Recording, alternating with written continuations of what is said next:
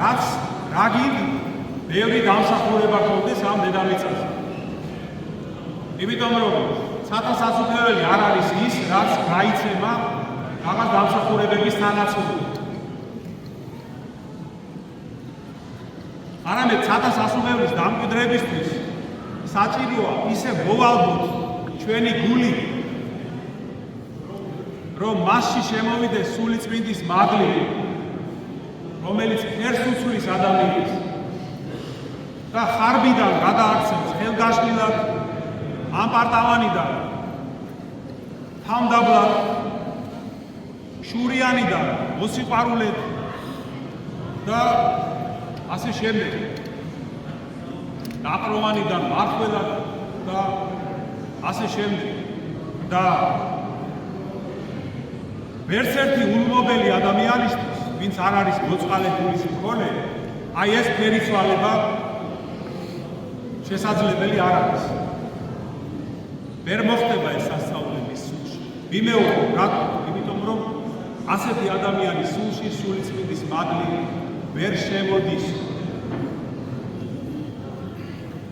აი ამიტომ მთელი ცხოვრება უნდა იმართოს ადამიანმა ქმედით სიყვარულში, რომ ეს მოდიერება და მოწყალება ისწავლოს.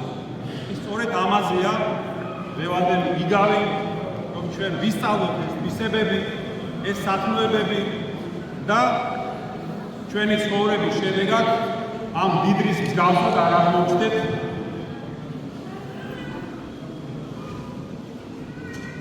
ცეცხლოვან გეენიაში. არამედ მოემზადოთ პარადისობასთან შესახვედრად. ეს ცხოვრება ჩვენ იმისთვის ვართ მოცემული, რომ ღირსეულად მოემზადოთ პარადისობაში გადასვლისთვის. როცა იქნება სამჟავო ჩვენი, როცა არ დგებით სამჟავოზე. თუმცა სამჟავო არის მთელი ცხოვრება. ადამიანი ამ ცხოვრებაშივე გამოუტანს განაჩენს თავის თავს და აკეთებს არჩევანს, თუ სად იქნება პარადისობაში. შენ ამ ცხოვრებაში თუ შეიძინე შური, უმოწყალობა, სიძვა, ვერცხლის მოყვარება, ამპარტავნება და სხვა ასეთი ბნებები, შენ პარადისობაში თან დაყვება ეს თვისებები, იქაც ასეთი. მაგრამ უფალს უნდა რომ შენ შეიძინო სიმდაბლე, სიყვარული, ლოცვა, მოთმინება, სულგრძელება, მოწყალება. რატო? იმიტომ რომ თვითონ არის ასე უფალი ჩვენი იესო ქრისტე. და შენ თუ ეს თვისებები გეკნება, მაშინ ის თავისთან წაგიყვანს და გაცნობებს.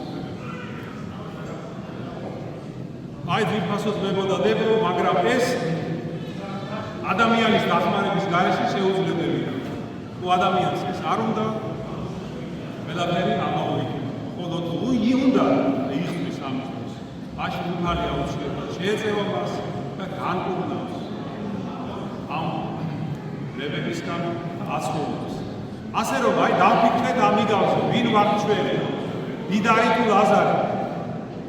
და თუ ჩვენს თავში ვხედავთ ჯერ კიდევ ამ დიდრის, უმოწყალო დიდრის თვისებებს, გონს მოვიდეთ, სანამ კიდევ გვაქვს ფიზიკური და სულიერი ძალები, რომ ფერი ვიცვალოთ და გამოსვლოთ.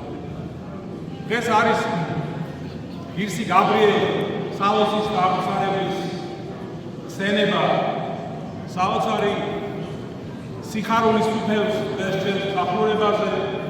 საოცრად ბევრი ხალხია შეკრებილი, გილოცავთ ამ დღესასწაულს, შეგვეციოს მამა გაბრიელის ლოცვა და მადლი.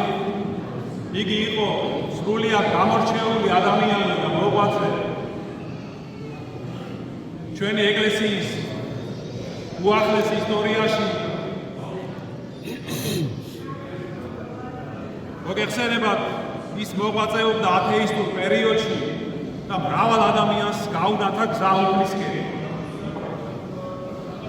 ქრისტესაც იგი მრავალჯერ ტანჯეს, ნევნეს, მას გვემეს დააბადინრეს